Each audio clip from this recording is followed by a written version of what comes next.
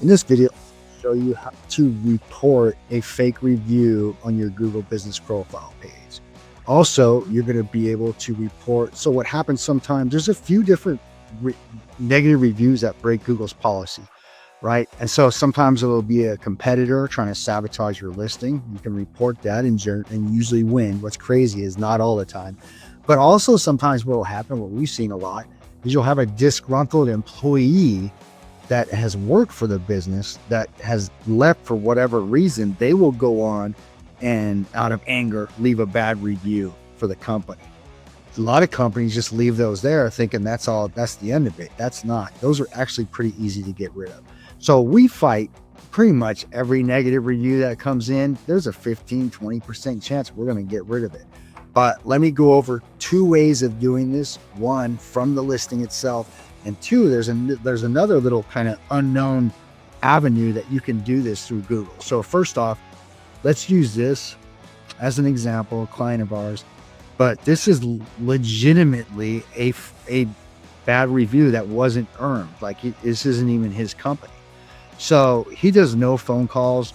There is another True Power Solar in California. They must have a annoying telemarketing campaign going, because she actually jumped on his and left it. So what we can do is you select this little alert button right here, and you're going to be able to choose between these options.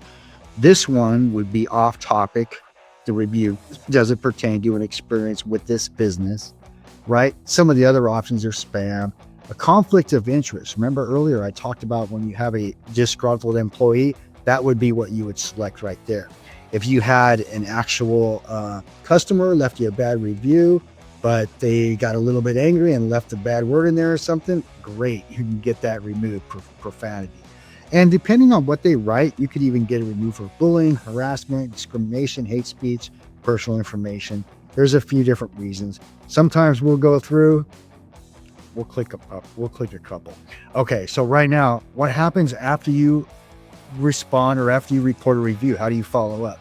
I'll leave this link right here, but you can go here and it's going to say manage your Google business reviews, confirm this email.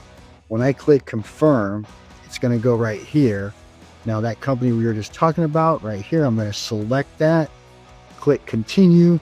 I'm going to have the option to check the status of a review that I've already reported, which I have already reported that one.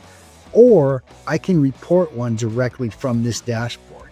So when I click check the status, I click continue, there's the review that I reported. So the decision is still pending.